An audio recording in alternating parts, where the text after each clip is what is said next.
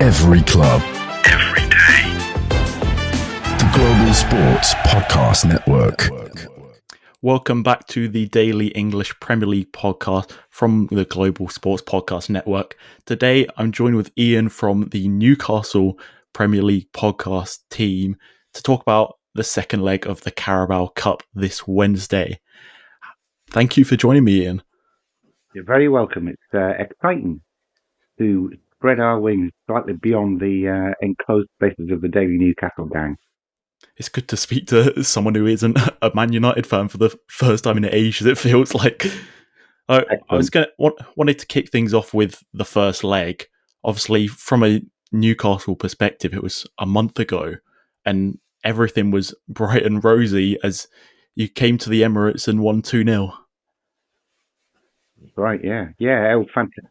And probably the peak of that run that we went on a run of 9 straight wins. After that Arsenal game, which was the 8th game in that sequence, we played Wolves at home and won 3-0. However, anyone sitting through that game would know it wasn't a 3-0 game.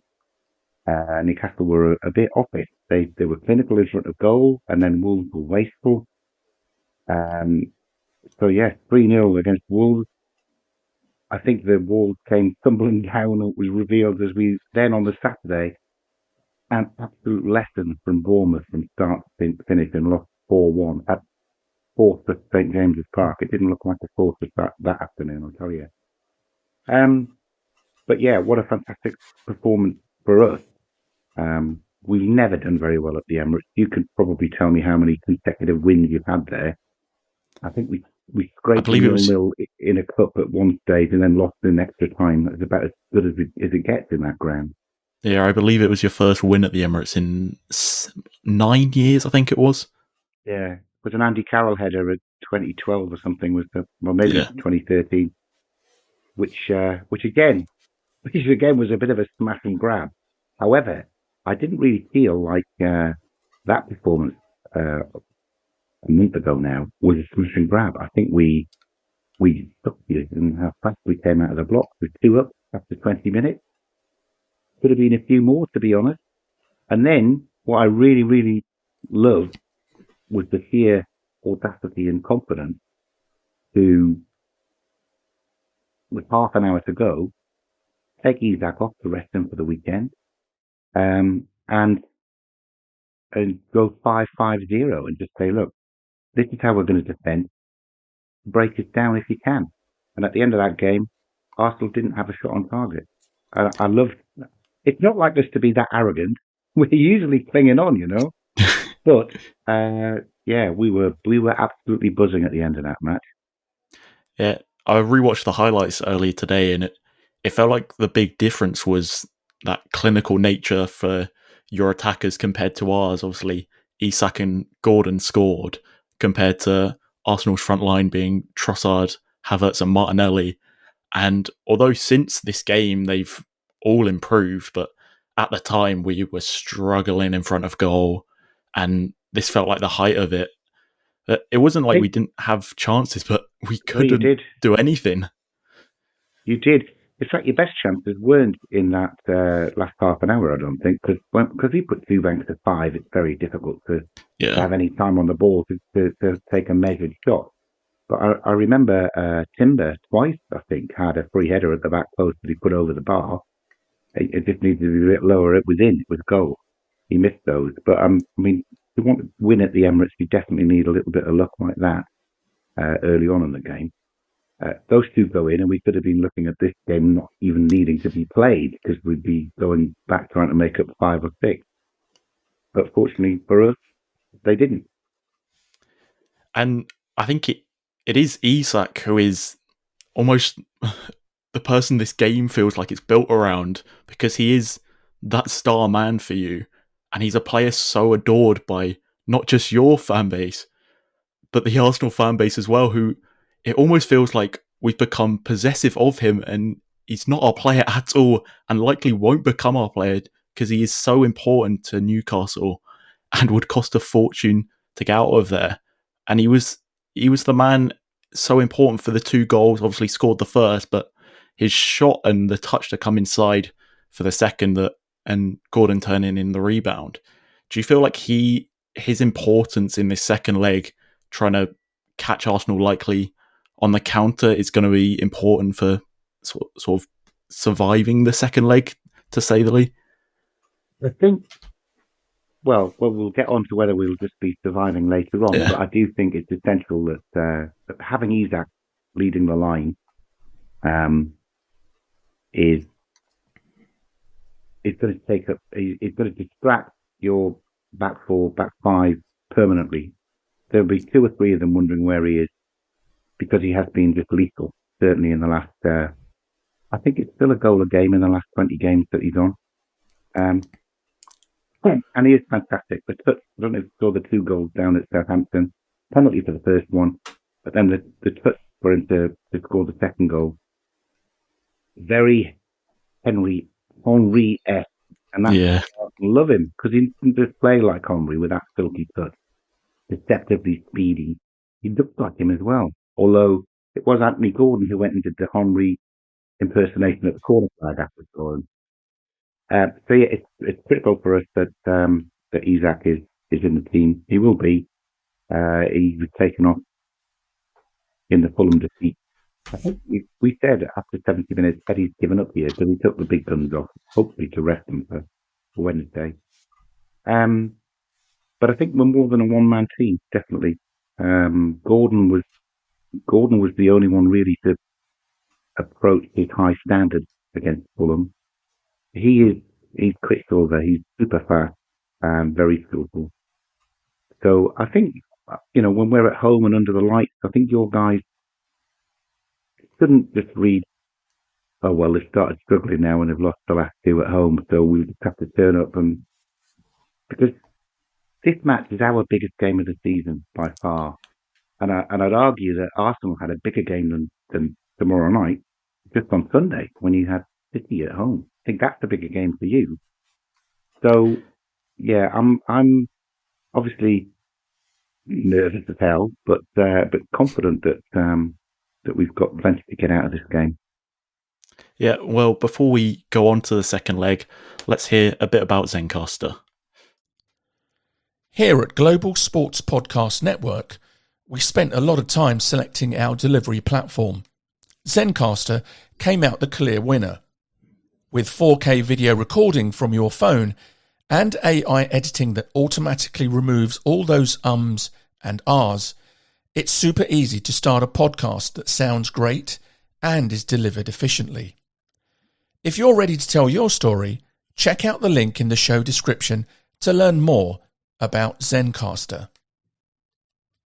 Well, moving on to the second leg, what are your expectations coming into this game? Like, how do you think Newcastle are going to approach the game? We've had a number of big games where we have thought, oh my word, they're coming to see us at exactly the wrong time. And you can't get away from the fact that we're thinking again now when Arsenal are turning up, because we've lost against Bournemouth, we've lost against Fulham. The guys, to be honest, have looked off it since the Arsenal game, and I don't know if that's because they're trying to save themselves to make sure they play in the second leg, or if they're just so focused on that being such a huge game. Now, I had a little bit of a look back, try and appease my concerns. We've had some big games at St James's Park already. We got a 1-1 draw against Manchester City. Before Manchester City had their collapse, by the way, they were top of the league at this time.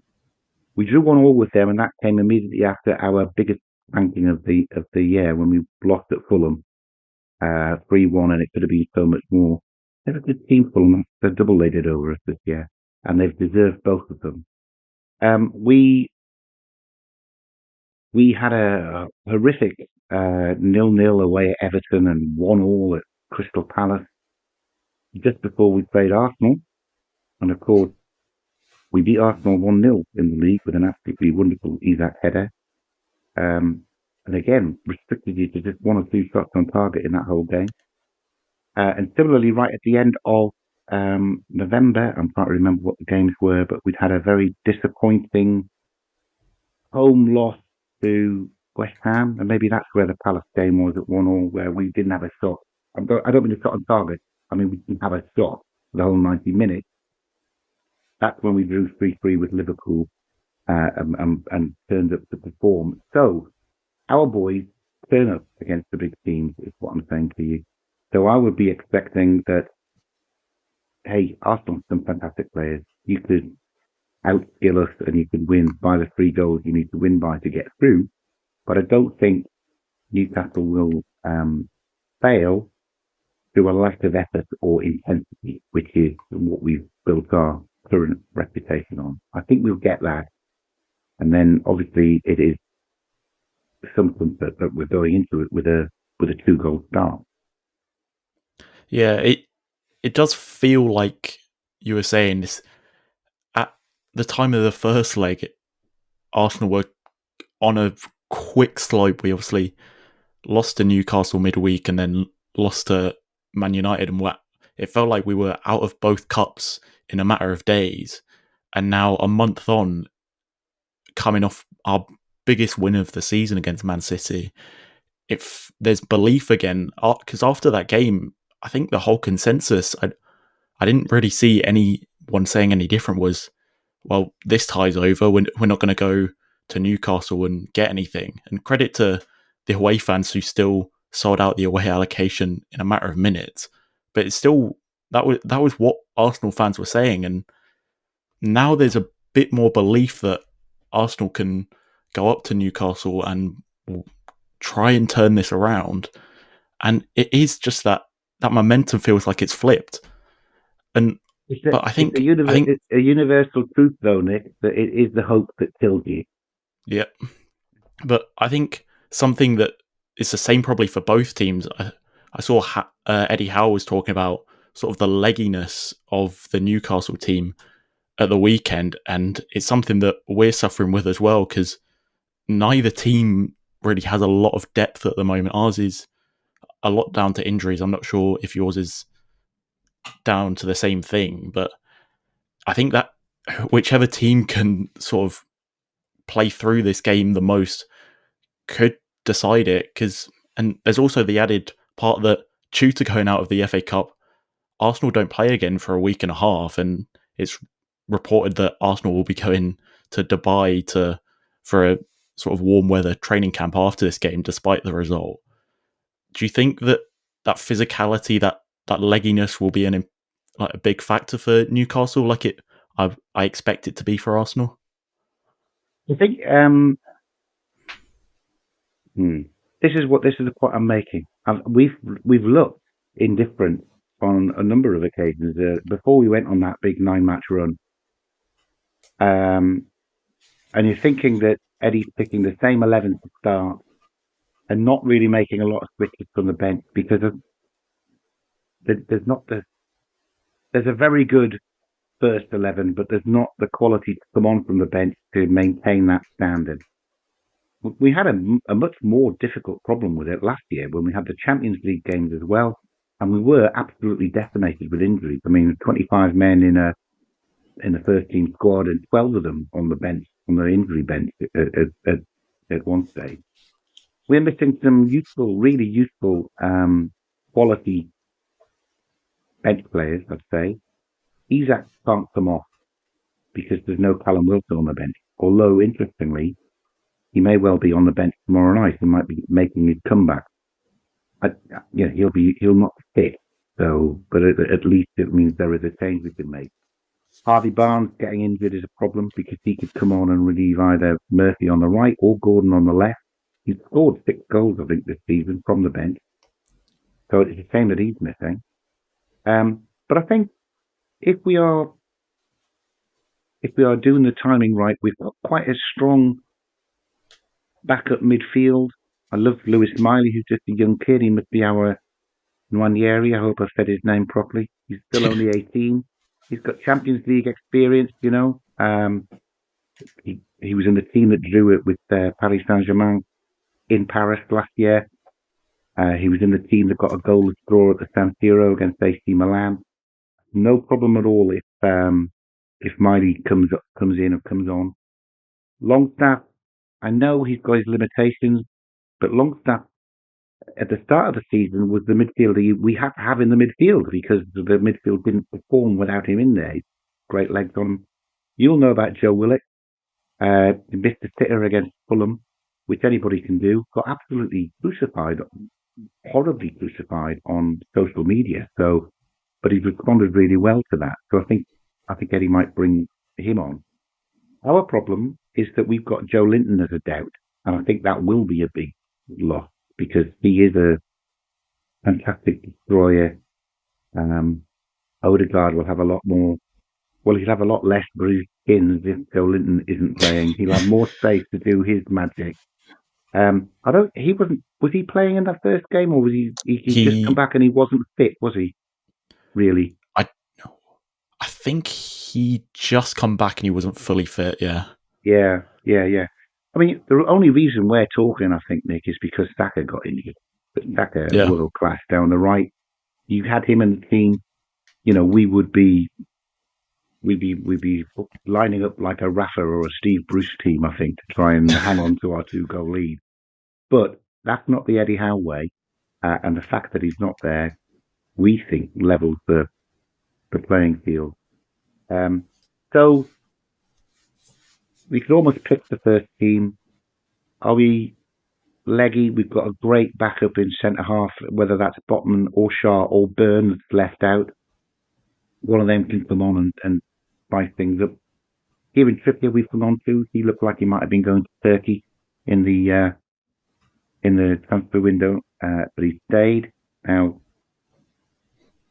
he's got a lot of experience with such a calming influence when he comes on. So if we're trailing 1-0 with 20 minutes to go, Trippier's a good fella to bring on instead of Tino Livramento to galvanise things. I think we're all right. But that's because I'm expecting a step up from what we've shown in the last few games, which is what we saw when Man City and yourselves and Liverpool came to town in the league. There was a massive step up and nobody really knew where it came from. It's worrying having a set of players that can respond like that, but it's less worrying when it's Arsenal that you're facing in the semi-final of a cup. Yeah, you mentioned Trippier. It brought to mind that neither team feels like they have the experience in these types of games. Maybe as a club, Arsenal have a bit more experience in these scenarios, but this specific squad and this specific manager haven't experienced semi-finals that often at all, despite the quality in the squad. And obviously Newcastle experienced it just 2 years ago, but it still feels like there's a general lack of experience in these scenarios for both teams. And I think it'll be interesting to see which side sort of shows a bit more bottle, maybe. And I think ultimately that first goal will be the most important thing, because if Newcastle can get that first goal, I think the heads will go down. It will feel like, it's actually over now. But if Arsenal can score early or just even in the first half, I think there might be a few nerves in the Newcastle crowd. Do you think it would make St James's Park nervy? St James's Park will be nervy before you've kicked off. It doesn't matter that you haven't scored that first goal. We'll be nervy. It's Arsenal, for goodness sake. And we just Bournemouth just beat us by 3. So, and this is Arsenal. With respect to Bournemouth, who have been on a fantastic run, Arsenal are a class above them. So yes, we'll be full of nerves. And if you score in the first 10 minutes, because we know what we did down there, scored in the first 10 minutes, scored the second one in the first 20 minutes, and that put you in a real hole. I think that fast start that we had knocked you off the stride for the rest of the first half at the very least, and gave us so much to hang on to. That's why we could do the last half an hour just basically playing at one end and saying, we'll defend this goal and let's see if you can score. So, yeah, we've got I think we're top of the winning points from a losing position league. So if we do concede, the team's head won't drop. They won't panic because they've come back from being behind more than any other team in the Premier League this season. But yeah, of course, we'll be nervous right through. I mean, we'll be nervous if it's still 0-0 with 85 minutes gone because Arsenal can score twice in the last 5 minutes. I don't. Is there extra time or is it straight into penalties? It's straight to penalties. I think I believe it's straight to penalties. Yeah. Which is probably a good thing for you because we're bad at penalties. Well, I wouldn't be surprised if it ended up at penalties, but obviously we would hope that we can do our typical Wednesday night under the light, discovering a little bit of the spirit of Paris Saint-Germain. We can come at you like a whirlwind and get that first goal, and that would definitely settle everybody. And you're right, that might knock the stuffing out of Arsenal, because that hadn't occurred to me that your Arsenal squad hasn't got a lot of experience of playing in these big games, because, Arsenal have been competing up at the top for as long as I can remember, and I'm older than your dad is. They've always been up at the top. But I get what you say. It's quite a relatively young squad. A lot of international players, though, so I think they're used to the big games. But yeah, they haven't won a lot, have they? Arteta has sat on the bench alongside Pep for quite a while through these big matches. So I think he will be. I think he's got the experience. But if your players haven't, then okay, that's good. That gives me a little bit more hope. Thanks, Nick. Before doing sort of a score prediction, what do you expect your starting lineup to be coming into tomorrow? I saw that Pope he's been back on the bench. Do you expect him to start? What lineup do you think Howe will put out? What would I like him to put out, or what do I think he'll put out?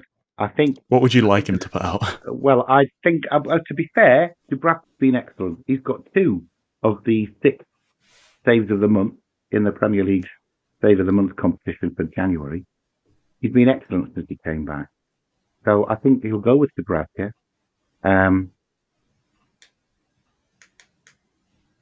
Kino Livramento has been well off it for the last 4 games. If there's going to be a change, maybe Trippier will come in for Livramento. I don't think Howe will change it, though. I think it'll be Livramento. Centre half, Star has been an accident waiting to happen over these last 4 games. And it was Byrne and Botman that played so well in the game at the Emirates. So I would bring Botman definitely back into the team, and I don't think Byrne's done anything to lose his place. So that would be in place of Star. I think Eddie will have Star and Byrne, who started on Saturday, because he doesn't change for the sake of changing. He played Lewis Hall. But I was thinking before we started this, where would I make some changes? He could consider Star and Botman at centre half and actually moving Byrne across the left back, which he played a lot of the time at last year. You sacrifice the pace angle there, but you get a lot of extra height. And with Arsenal's threat from set pieces, that might be something that tempts him. But I don't think he'll change it. I think it'll go Livramento, Star, Byrne, Hall. In midfield, it would definitely be Tonali, Guimaraes, and Joe Linton, but Joe Linton is a doubt. The fact that Eddie has said today Joe Linton is a doubt means that Joe Linton will play. He might not last more than an hour. I think Joe Linton will play. And then we haven't really got any other choice but to play Gordon down the left, Murphy down the right, Isak in the middle. But they've been magic for the last 15 games. So why would you want to change them anyway? Yeah, I think from an Arsenal perspective, I wouldn't expect Arteta to change much from the weekend. Obviously, probably it'll be Raya in goal, be Timber right back, Saliba, Gabriel, who I think could score from a set piece. We troubled you a lot in the first leg from set pieces. It feels like one could go in this second leg. I'd expect Miles Lewis-Skelly to keep his place at left back. He might swap him for Calafiori, but I doubt it. I think he'll keep Partey as much as I can't stand him for many reasons. And then Rice. He scored the killer goal on Sunday, though, didn't he? Just before Man City had a chance to reorganise, he stepped up and made it 3-1. Yeah. Sorry, interrupted. Partey and Rice. Rice will be on the left. Odegaard will be on the right. I think the only change he might make is Waneri coming in to start on the right-hand side. I think he started Martinelli there against Man City for his defensive contributions, and I'd expect Arsenal to take a bit more control of this game compared to the one at the weekend. So I think Waneri might start on the right, and Trossard's improved massively in the past month, so I'd expect him on the left, and obviously there isn't any other option except Kai Havertz down the middle at the moment after not signing a striker in January. I think for both teams that there's not going to be any real changes in the starting 11. Before we hear about GSPN, how do you think this game will end? What score are you going for? Oh my word! That you see that there could be so many different outcomes depending on how the first 10 minutes goes. I'll be delighted to get through whatever that score is. But I predicted on our preview that we did last night. We picked it up and looked at the board last night. I predicted that Newcastle would win 1-0 and repeat the score from the league match. I'll stick with that. I'm going to go with 1-0 to Arsenal. And whether that's a corner or just maybe a Waneri cuts in from the right on his left foot and bends one in again for the third game in a row. But I think we'll score, but I think you'll frustrate us like you have for the past 2 or 3 years, no matter what game it was. There was one game where you won 2-0 and Odegaard bossed it. But in the last 4 years, the other 3 games we won. I didn't know there was one that you will tell me was out of play and then Phillips put somebody over and Gordon was offside. But it did count. That was the winner. I made up for it by how good the goal was that beat you this year, I think. That was an absolutely wonderful cross and a superb header. So we're encouraged. We're encouraged because we've got a better record against Arsenal playing at home than we have against the other big guns, your Man Cities and Liverpool. So, yeah, but it's I'm nervous because Arsenal is such a good team, and then to see you go, you couldn't do a 6th goal though, could you? If you put 6 past Man City, that would have dropped them back below us in the league table. As it is, we've got the same goal difference, but they've scored a few more, so they're still above us.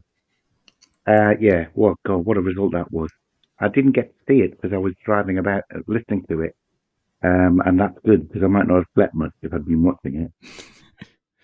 Well, let's hear about GSPN and then we'll briefly touch on how Newcastle season has been going.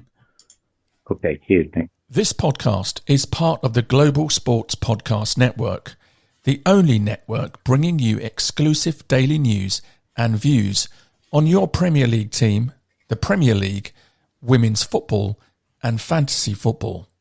A unique listening experience that puts fans first, bringing you the very latest breaking news from your team. Subscribe wherever you get your podcasts and make us your first listen every day. Global Sports Podcast Network. Every club, every day. Well, Nick Britton. Yeah. Nick Britton himself, sounding like he should be reading the shipping forecast. Well, you touched on sort of how you've had some really important games in those results earlier on. How is the general feeling amongst Newcastle fans for how this season's been going? I think we were very frustrated in the first part of the season because we played well 2 or 3 times and then just took it in and not be very good at all. Or we'd have a good first half and then not show up in the second half like at Brentford. We lost 4-2 there. We gave them their 2 goals in the first half with 2 all at half time. Didn't turn up in the second half. So that was really quite frustrating. And Newcastle were languishing in 11th or 12th. And of course, we have bigger aspirations than that. Then we went on this incredible 7 straight wins in the Premier League, which sort of repaired a lot of that damage. going in the space of 7 days or whatever it was to win at Old Trafford, to win at the Tottenham Hotspur Stadium, and then to win at the Emirates, it was almost like we were dreaming to have a run like that was going on. Now, I think a little bit of that, I don't know if complacency is too strong a word to use, but we didn't play very well when we beat Wolves. We didn't play very well. I mean, we played well in part, but not for the whole game when we won at Southampton. And we didn't turn up at 100% and lost at home to Bournemouth and Fulham because they're better teams than Wolves and Southampton, basically.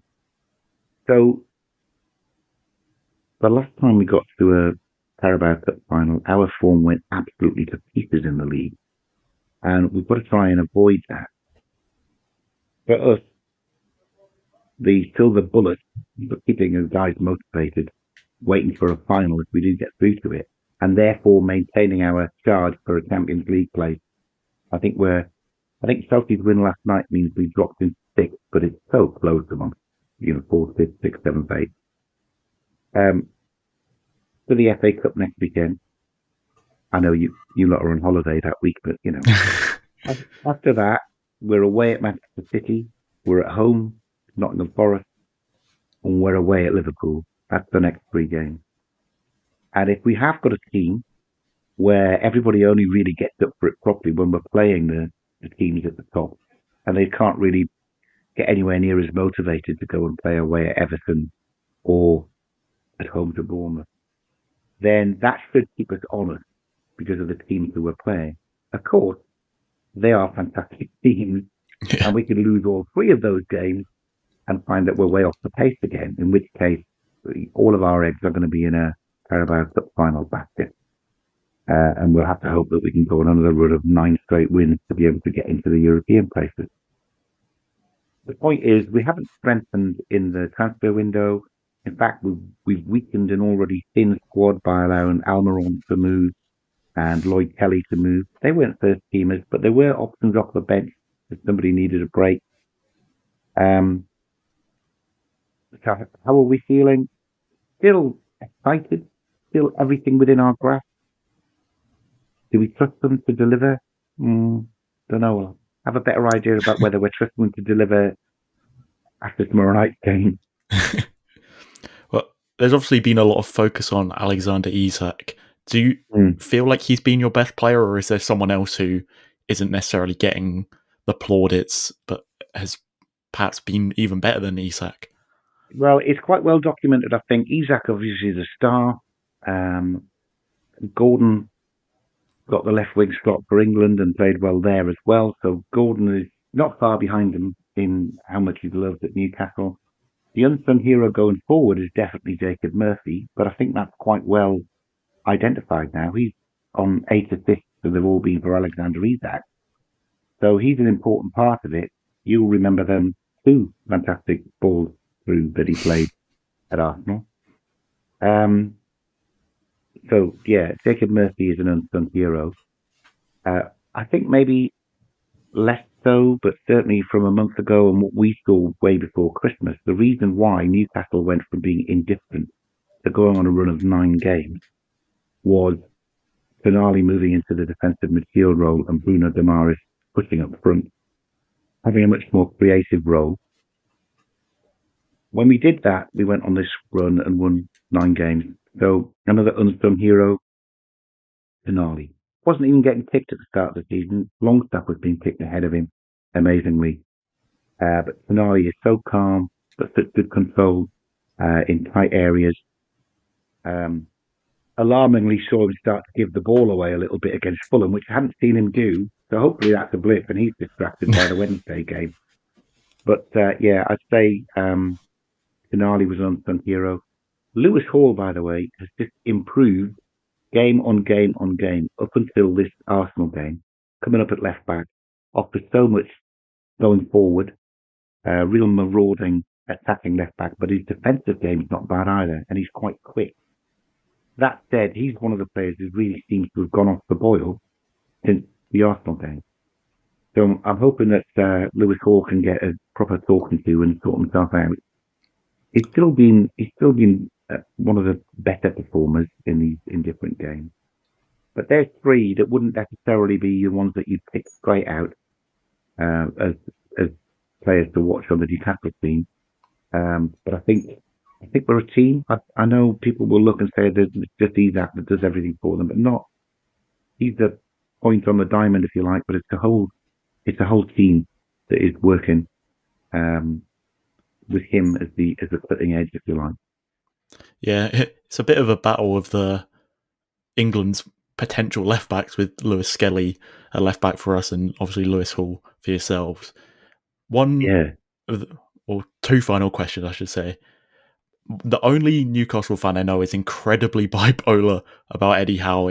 You win a game, he's the greatest thing ever. You drop any points and he should be out instantly. I'm fairly aware that is likely not the general opinion of Eddie Howe. I assume he's incredibly popular amongst Newcastle fans. Yeah, I think he is. I think there was there were some of the YouTubers, when we were being a bit indifferent through November, did a poll because there was a lot of cries on social media for Eddie Howe out, got to change him. He's taking us as far as he can. It was about 20-25% of the fan base on social media. So, a whole chunk of the fan base won't be on social media. So factor that in. But our fan base knows more than I know. Yeah, 1 in 4 was saying Eddie Howe out, but that means that 3 in 4 still wanted him. In my view, Eddie Howe, agree, he's yet to prove it, but Eddie Howe is an elite manager in the making. The time and time again, he's taken players and coached them to improve them. He took Steve Bruce's relegation-haunted, championship-bound team, and there'll still be 5 or 6 of those playing tomorrow night. Jacob Murphy couldn't get a game. Fab Shah couldn't get a game when Steve Bruce was picking the team. So his coaching improved players. I think that's why Isak is as good as he is now, because nobody saw that when he first came to us. We were the only ones that took a chance on him. Same with Bruno and Botman. They're 30, 35, 40 million players that we paid. They both demand double that now, and that's because the way Howe coaches his players is not just to get a result for the team, but it's to improve them as players. And when that is happening across the 25-man squad, that's when you can see championship players who are good, solid Premier League players now, like Murphy, Longstaff, Willock. You could argue. He moved to from Arsenal because he wasn't going to cut it at a top of the table Premier League team. So yeah, I think I'm a big Eddie Howe. Give him as long as he needs. It's so unfair if he'd got the bullet before he's been able to spend any money. We've been so hamstrung by PSR. But I think no deals apart from sales this last transfer window means that we ought to be able to do something in the summer. And we're only a player or two, I think, away from facing Arsenal and Liverpool down this season, rather than battling Chelsea and Forest. Yeah, and I've seen those links to Mbeumo, and Gordon, Isak and Mbeumo is a terrifying potential front line next year if that was to happen. Final thing, what are your hopes for this season? I can imagine I have an idea what you're going to say, but what are the hopes? I am ancient. I am. But I've never seen Newcastle win a trophy. So I will be. This is why it's the biggest game of our season. If we can get to the final and then actually win a trophy, that is probably the first trophy in 95% of Newcastle supporters' living memory. So that's one major hope. But we're not losing sight of that. I think we need to offer Champions League football in order to retain Isak, Bruno, Tonali, Gordon, So we need to qualify for the Champions League. I'm delighted you boys who are playing in Europe this year have done so well that it looks like it's going to go down to the 5th place. Because while I would love to finish in the top 4, that's probably the 3 who are there now and Manchester City, given that we've just lost 2 home games. But I think 5th is very, very achievable. I think 4th and 5th is still achievable. I'm hoping your result against City has completely knocked any of the confidence they were developing out of them, and they can go on another run where they hardly win for 10 games, because we'll have a chance of keeping up with them. But Chelsea didn't look very good last night, and they've got, for last night they had 6 points out of 7 games. That isn't Champions League form either. So I think 4th and 5th place are up for grabs, and our hopes would be that we could get one of those. Have a much better idea by the end of February when we've played Forest, City and Liverpool. Yeah. Well, I hope the listeners who are used to hearing a lot of Man United fans have learned a bit more about how Newcastle season's been going. Thank you so much, Iain, for joining me to speak about tomorrow's game. You're welcome, Nick. I've enjoyed it. Thank you very much. And join us back here on the Daily English Premier League podcast to hear about Thursday's Carabao Cup game. A preview with Louis will be out on Thursday morning, so look forward to that. And it's goodbye from me. And it's goodbye from me. Every club, every day. The Global Sports Podcast Network.